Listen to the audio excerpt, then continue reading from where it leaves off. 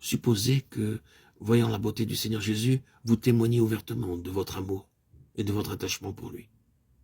Peut-être que vos amis, votre famille et la communauté à laquelle vous appartenez vous mépriseront et vous persécuteront même. Que ferez-vous alors? Si vous cherchez l'honneur qui vient des hommes de façon naturelle, vous ne vous approcherez plus du Seigneur Jésus. Tel fut le cas de ces Juifs il y a 2000 ans. L'histoire s'est souvent répétée comme nous le savons tous. Cependant, même parmi les chefs, plusieurs crurent en lui.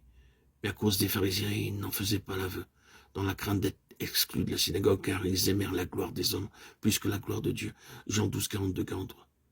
N'est-il pas triste que l'homme soit rempli d'hommes et de femmes désirant recevoir l'honneur des hommes plutôt que de Dieu?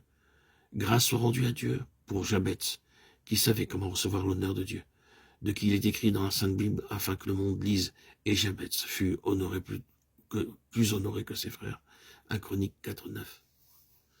Il y a un grand danger à rechercher l'unique honneur qui vient des hommes.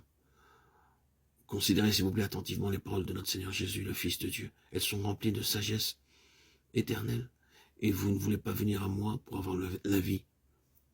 Je ne reçois pas l'honneur des hommes, mais je sais que vous n'avez point en vous l'amour de Dieu. Je suis venu au nom de mon Père et vous ne me recevez pas. Si un autre vient en son propre nom, vous le recevez. Comment pouvez-vous croire, vous qui tirez votre honneur les uns des autres, et qui ne cherchez pas l'honneur qui vient de Dieu seul? Jean 5, 40 à 44. Par ces paroles de sagesse, nous comprenons à propos de ces hommes qui cherchaient l'honneur essentiellement les uns des autres et qui ne faisaient aucun cas de l'honneur venant de Dieu seul, que premièrement, ils ne venaient pas au Seigneur, Jésus qui est l'unique sauveur. En deuxième lieu, ils ne recevaient pas la vie et iront donc dans la mort éternelle. Et troisièmement, ils n'avaient pas en eux l'amour véritable de Dieu, aussi religieux qu'il puisse paraître aux yeux des hommes. Chers amis, frères et sœurs en Christ bien-aimés, auditeurs, auditrices, nous vous exhortons à aimer et à faire le bien sans tenir compte de ce que le monde pense de vous. Le véritable honneur vient de ce que nous honorons Dieu, de ce que nous honorons la parole de Dieu. Il se peut que certaines personnes désirent obtenir l'honneur provenant de Dieu, mais ne savent pas comment l'obtenir. De quelle manière pouvons-nous obtenir cet honneur? La simple réponse est la suivante: en honorant Dieu et en honorant la parole de Dieu, la Sainte Bible.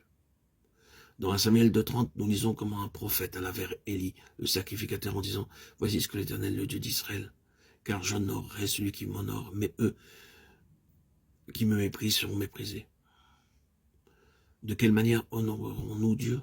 L'honorons-nous physiquement en fléchissant nos genoux ou en nous prosternant devant Dieu, en réfléchissant à lui et en le priant?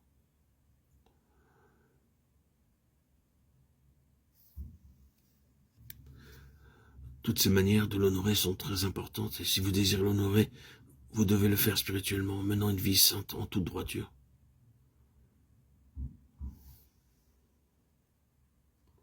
Il faut donc vous repentir et vous confesser à Dieu, lui confesser tous vos péchés sans essayer de vous excuser d'aucune manière. La Sainte Bible affirme: si nous confessons nos péchés, il est fidèle et juste pour nous les pardonner et pour nous purifier de toute iniquité. 1 Jean 1, 9. Celui qui cache ses transgressions ne prospère point, mais celui qui les avoue et les délaisse obtient miséricorde. Proverbe 18, 13. Voici ce qu'est l'honneur à Dieu: se repentir et confesser ses péchés.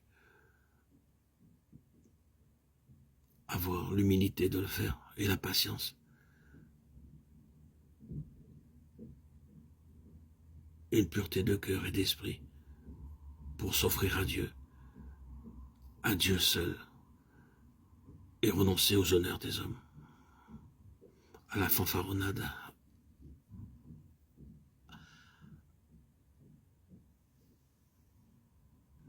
à la gloriole de ce monde, à l'attrait, aux attraits que ce monde veut nous attirer.